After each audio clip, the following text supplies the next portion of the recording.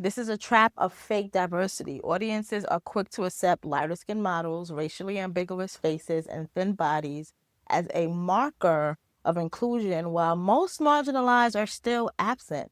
Fashion campaigns don't just sell clothes, they sell culture. They shape what is aspirational, desirable, safe. And when the same faces and bodies are prioritized, it isn't just about style, it's about survival. Hi, I'm Queen. Welcome to the Mix Vixen channel. If you're new here, hey boo. And if you're not new here, thanks for coming through. I appreciate you for always coming back to the bottom of my heart. I really do. Back in August, the Gap Katseye commercial dropped and the internet kind of erupted. It makes sense after that forgettable American Eagle Sydney Sweeney ad that came out. People hailed this Gap commercial as a clapback, a campaign that finally felt cool, fresh, and like it was truly inclusive. Audiences called it progressive, praised its diversity, and celebrated it as a cultural moment. And I guess if you only look at the surface, it could be that.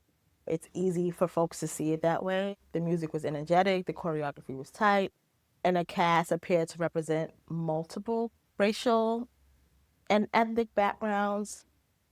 But when I finally watched it, I didn't see it that way. I didn't feel it like y'all was feeling it. It wasn't giving whatever y'all thought it gave. And it's because fashion and advertisement are never neutral. They are propaganda. Every one way, every glossy campaign, every commercial sends a message about who deserves to be seen, who is desirable, and who is worthy of care and protection. They are maps of power and survival, signaling who the world values and who it allows to exist safely. And because of that, so much was missing. The video was hot. I've always loved Khalees. She's always been my favorite. I wish I could like be with her on her farm. I didn't really like the choreography. That T-Rex arm thing, that was weird. I don't know why I like that. But what really bothered me was what I did not see. The absence of certain bodies and identities. There were no dark-skinned black women, no fat bodies, no disabled people, no elders. Despite the claims of progress, the ad reinforced the same hierarchy of beauty and safety that has always dominated fashion. What many call diversity was, in reality, just a repackaging of white supremacy, a hierarchy of visibility and desirability dressed up in slick editing and soft lighting. The Gap commercial being celebrated as a cultural victory was not that. It was the same story that we always get. I guess just a little flyer. Genes are passed down from parents to offspring, often determining traits like hair color, personality, and even eye color. My genes are blue. Sydney Sweeney has great genes. So when American Eagle released their Sydney Sweeney ad, it wasn't hailed as trendy or innovative as I guess they thought they were trying to be. In fact, it sparked a lot of backlash, which made sense. Critiques called it tone deaf, whitewashed, and awkwardly flirted with the problematic jeans versus jeans wordplay. A reminder that the fashion industry continues to valorize whiteness and conventional beauty standards while erasing those who don't fit. People weren't impressed. They were outraged. And it made sense. Yeah, it was blatantly obvious why you should be outraged by that commercial. Then the Katseye ad dropped, and then suddenly the internet shifted. People called it a clapback and a cooler, more cultural answer to the American Eagle ad. It was celebrated as fun, stylish, and above all, diverse. On the surface, it looks like it is, I guess. Different shades of skin, different ethnic backgrounds, different textures of hair. The editing is slick. The music is catchy. Like I said, Khalees, his bad bitch. It has the gloss of modern commercial success. Yeah, I see that. But if you look closer, the first thing you notice is telling. No dark-skinned black women are featured. It's not a single one. Despite appearances, the commercial isn't revolutionary. It isn't inclusive, and it certainly isn't proof of progress. It's a sleeker version of the same formula, a curated, marketable image of diversity designed for mass appeal. This is a trap of fake diversity. Audiences are quick to accept lighter skinned models, racially ambiguous faces, and thin bodies as a marker of inclusion, while most marginalized are still absent. The Gap's casting looks like a rainbow at first glance. Well, to some, not to me, but to y'all. I don't know. Maybe not you watching this video, but to a lot of people who reacted to it, they saw a rainbow. But it's carefully curated to hit just the right notes of different without actually disrupting anything. We have to make sure that we notice who is missing. And who is missing is on purpose. Dark-skinned Black women are nowhere to be seen. Fat people aren't visible. Disabled people are excluded. Older people too. You think old people don't wear jeans? These absences aren't accidental. They are deliberate choices about what is marketable and what is safe for mass consumption and what fits a commercial, valuable vision of beauty. Calling this diversity is dangerous because it lowers our expectations. Instead of demanding a real representation, we're encouraged to clap for bare minimum shit, a slightly more colorful version of white supremacist standards. Fake diversity doesn't challenge power, it protects it. It gives the illusion of inclusion while maintaining the hierarchy of who gets visibility, desirability, and safety. Representation in ads isn't neutral. Who we see on billboards, in commercials, and in glossy spreads shapes who society sees as desirable, and desirability is tied directly to safety and survival. Desirability means less harm. It means more access. It means protection. The people who get to be seen as beautiful are often the same people who receive more care, more grace, and more room to move through oppressive systems without constant punishment. Meanwhile, those who are erased are marked as less desirable and therefore are less protected. That is connected on purpose. That's the violence hidden in a 60-second Gap ad. By only showing palatable differences, the Gap reaffirms the hierarchy of desirability. Lighter skin over darker skin, thin bodies over fat ones, able-bodied people over disabled people. These choices tell us exactly who is still considered disposable. Visibility isn't just about aesthetics, it's about survival.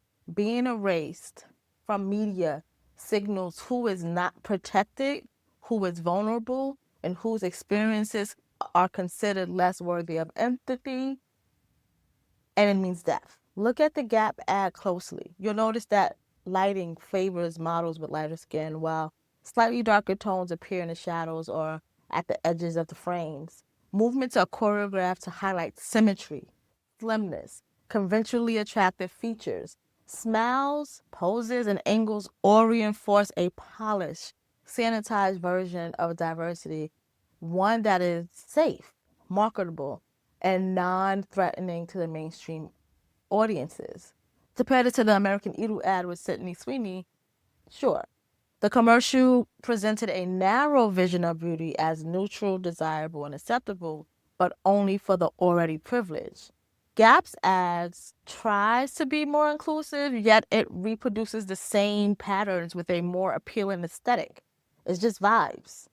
It's different on the surface, but identical in effect. Even the social media response highlights the gap, no pun intended, between the perception and reality. People celebrated the Gap for diversity, assuming it was a win over the American Eagle ad, but when you measure representation by who is actually included versus who is erased, the ad is just another example of palatable, marketable difference being passed on as progress.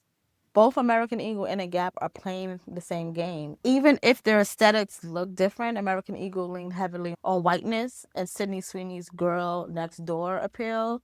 Gap leaned into marketable versions of diversity while still refusing to represent anyone deemed too black, too dark, too fat, or too disabled. In both cases, The message is the same. Only certain types of beauty are valuable.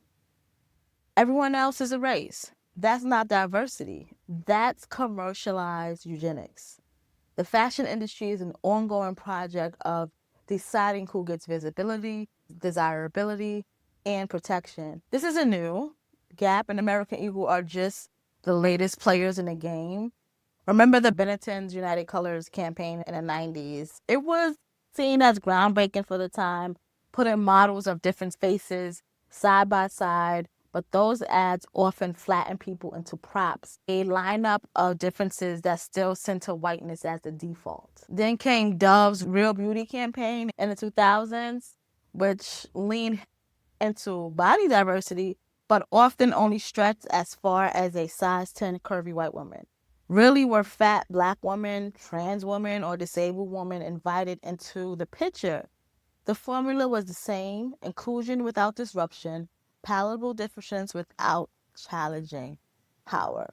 True inclusion is not just about the option to exist, it's about who gets to be centered, celebrated, and protected. So Gap's Katseye ad lives in that lineage. It looks fresh, it looks fun, it looks diverse, but the formula's old. Fake diversity, packaged as progress, has always been a commercial strategy, not a social commitment. Fashion campaigns don't just sell clothes, they sell culture. They shape what is aspirational, desirable, safe. And when the same faces and bodies are prioritized, it isn't just about style, it's about survival. The erasure of dark skinned women, fat people, disabled people doesn't just mean fewer opportunities in modeling. It means our humanity is consistently placed at the bottom of the desirability hierarchy, which translates to less social protection, more exposure to violence, and fewer resources. Ads like the Gaps don't just reflect culture, they help enforce the very system that harms people. When audiences praise diversity that erases the most marginalized, they are complicit in a system that signals who deserves protection and who is disposable. That's why the conversation around fake diversity matters, because representation is literally about who is safe and who is left vulnerable. So yes, people cheered the Gap and considered it a clapback, but don't be fooled. Better lighting, music, and choreography do not make an ad revolutionary. Until dark-skinned black women are centered, until fat and disabled people are visibly included, until diversity stops meaning palatable differences, this is the same story dressed up in a prettier packages. We're still being sold white supremacist perfection, just with different beats playing in the background, you know? Visibility, desirability, and survival remain linked. And until the most marginalized are truly represented, fashion ads will continue to reflect who society considers worthy of care and who it leaves behind. All right, that's it. That's all the thoughts I had on that. If you want more of me, you want more of what I do, please join my Patreon. You can join as a free member to get my essays. I have many written essays there already. Or you can become a paid member and get exclusive access to the Patreon chats that I have there. I also have a Patreon exclusive podcast there. Join my Patreon. I have the link down below for you to join that. And yeah, I did it. I said what I had to say. Remember, you are a bad bitch. You are enough. And I will see you in the next video.